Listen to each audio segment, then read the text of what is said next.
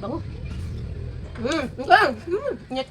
Sarap, chising-kising! Hapon na naman nga mga ka-antrep at sa kakascroll-scroll ko sa TikTok ay may napanood na naman akong low budget, no bake mac daw. Kaya naman dahil nga parang ang sarap namang magmerienda kahit busy ako ay dali-dali ako nagpabili nitong macaroni at agad ko naman siyang pinakuluan para nga magawa itong ating goal na no bake mac with cheese. At sabi nga doon sa video ay pakuluan lang ng saglit itong macaroni at dahil nga busy ako ay hindi ko natansya kung ilang minuto na yung lumipas sa sinabing saglit lang daw pakuluan at isali na nga dito sa kawali. Kaya naman pagkatapos ko nga hugasan mga ka-antrep itong pinakuluang macaroni ay nilipat ko na dito sa kawali. At nilagay ko na nga itong evap milk mga ka-antrep. Habang ginagawa ko nga pala itong mga ka-antrep ay patakbo-takbo ako. Minsan patayin ko muna ang apoy, tatakbo ako sa tindahan tapos babalikan ko at bubuhayin ko na naman ang apoy. Dahil nga doon sa napanood ko ay talaga namang natakam ako at parang hindi na ako makapaghintay ng gabi para sa gabi ko sana gawin ito. So pagkatapos nga mga ka-antrep na mailagay ang evap milk ay hinalo-halo ko at tinakpan para hintayin naman na lalo pang lumambot itong ating macaroni. So hinalo-halo ko lang yung mga ka-antrep at tinakpan ulit. Sa mababang apoy lang pala ito mga ka-antrep. Hindi ko talaga siya pinalaksan dahil nga busy rin ako kakabalik-balik sa tindahan. At nung medyo natuyuan ang mga ka-antrep, nilagay ko na nga itong isang pack na cheese powder. Hindi ko na tinikman mga ka-antrep itong ating macaroni kung luto na ba talaga. Tiningnan ko lang siya. Actually nawala din sa isipan ko dahil nga patakbo-takbo ako, pinapatay ko, bubuhayin ko na naman, babalikan ko. Kaya ito na siya. Ito na yung naging itsura niya. Pagkatapos ko ngang maihalo-halo mga ka-antrep, nung makita kong parang kulang pa siya sa pagka-cheesy, ay nagdagdag pa ako na isa pang cheese powder. Nga pala mga ka-antrep, hindi ako nagtakal-takal dito, hindi ko na tinansya, hindi ko na combine kung pang ilang ml ba talaga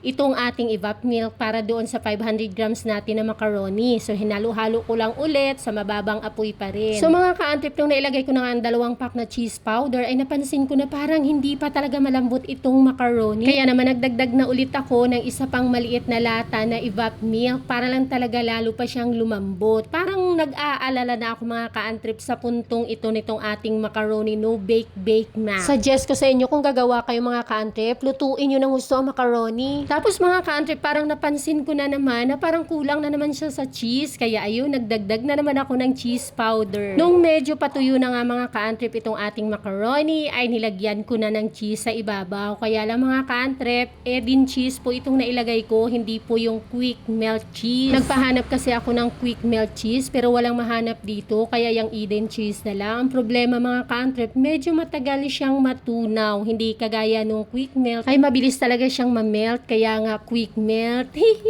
Kaya ayun mga ka-antrep, tinulungan ko na lang ang apoy na ma-melt siya. Hinalo ko ng hinalo, pinisil-pisil para talagang ma-melt na lang siya sa tulong ko. Hindi na yung kusang pag-melt niya. So nung okay na nga mga ka-antrep at natunaw din naman, ito na, sandok time na, the moment of truth. Sana nga talaga ay naging okay or maging okay ito. Hindi ko pa siya mga ka-antrep tinitikman actually, pero sa amoy, napakabango naman talaga. Kalahati lang po pala mga ka-antrep yung nilagay kong cheese kanina sa ibabaw at yung kalahati nga, ito i-grate natin at ilagay natin sa ibabaw for plating para maganda din tingnan. Homemade, low budget, bake mac with cheese. Sa bango panlalo! Tikman ko, of course. Bango. Nyet. Sarap, chising-kising! Sarap. Sarap? Matay yung pangalan ko. No, Jules. It's so yummy.